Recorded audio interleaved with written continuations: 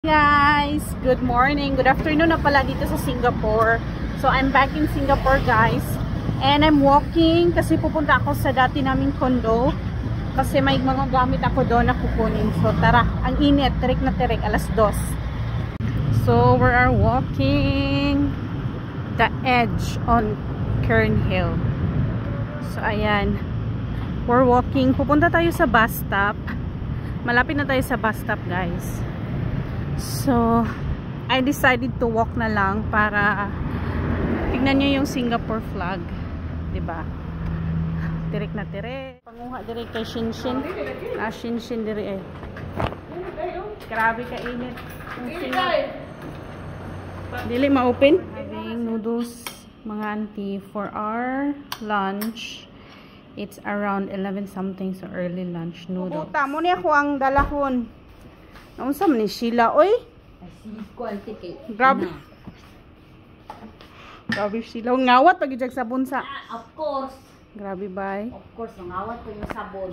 Perting inita na ako sa ila Sheila. Hello. Patay. Ano nang limpyuha man ka? Oh, muna mo ang old condo guys. Gimingaw na ko sa mong old condo do. As in. Makamingaw man day puday no.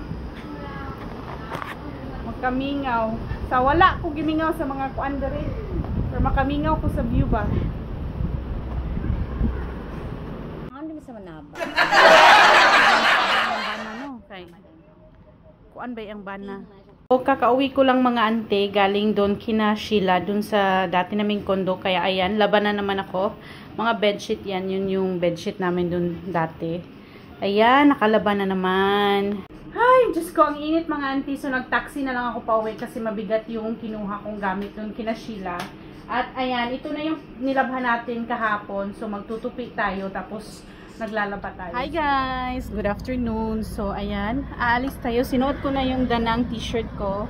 And pupunta tayo sa forum kasi may photo print doon at magpa-print tayo ng mga pictures natin para hindi naman masayang, di ba? So, ayan. Yung time check dito sa Singapore is almost 5 o'clock. So, magwo-walking lang tayo dito papuntang forum. So, tignan nyo.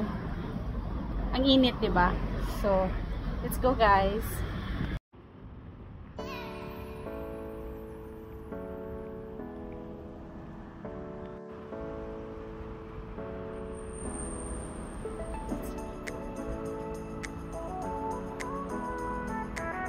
So guys, finally we're already here in Forum Mall.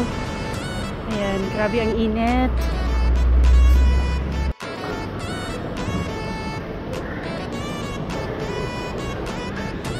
So I do print here guys.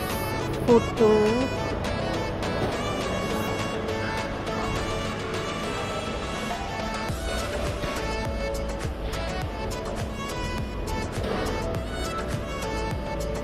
So, tapos na guys. Ang bilis lang, no? 10 minutes lang at nakuha ko na. So, uwi na din tayo.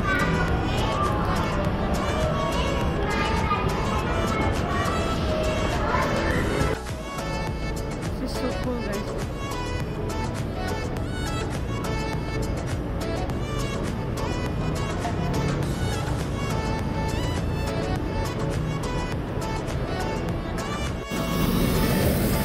Double-decker bus here in Singapore.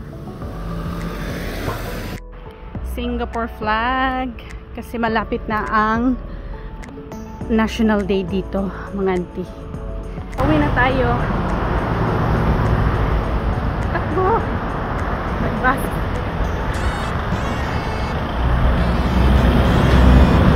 So, ang mga auntie, nakauwi na ako. Tignan nyo. So, naka-print na ako. Naka-photo print na ako. 74 pieces to siya mga auntie.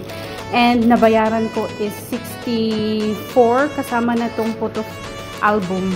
Gusto ko sanang gumawa ng photo book pero later na lang. So, nagpapaprint na lang ako. So, 80 cents per one siya. So, quite expensive yung nabayaran natin kasi 74 to siya eh. Or 73 ba to siya. So, ayan, dito na tayo. So, guys, dito na tayo sa bahay at nakauwi sa accommodation pala. So, ayan, napo-print na natin.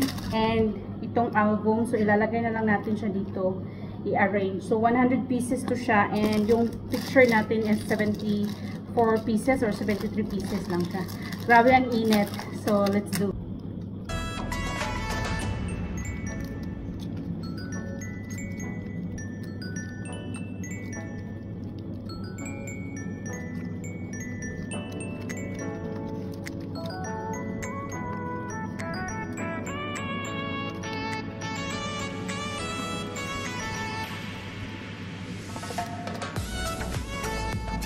Yay! Tapos na siya mga auntie. Super ganda ng ano niya, yung outcome ng camera ko, 'di ba? Sobrang clear, my god. So yung 80 cents per photo mo, hindi ka magsisisig kasi sobrang ganda ng outcome ng photo niya. Sobrang clear, o 'di ba? Yay! Next, magpa-photocopy din naman, photocopy or photo print din naman ako ng next photos namin doon sa Paris kasi hindi pa talaga siya na print. Ayan, di ba? Ang ganda. Hi guys! So anyway, magpapatulog na sana ako. I'm going to sleep na, but someone asked me why I'm still in Singapore. I thought you're living in Singapore. I thought goodbye in Singapore. I thought thank you Singapore. Now why you come back in Singapore after your holiday in Vietnam? So the reason why I'm still here in Singapore, guys, because I'm still waiting for my appointment for my visa to France. And yes, I call it also accommodation where we are now with my madam. My madam is still with me. We're here in Singapore. We're together here in Singapore. And the rest of the gang is in France already. They go back in France already. My madam will be staying here in France until August of 31. And then she's gonna go back to France already for good. Me, I'm gonna stay here. No, not August 31. What now is July 31. She's going back to France on July 31, and I'm going, maybe cross finger, will be going on August end, I guess, because my appointment in France visa is in August 13, so it takes 2 weeks, I guess. So I hope and cross finger that I will get my France visa so I can follow them, because I'm still in contract with them.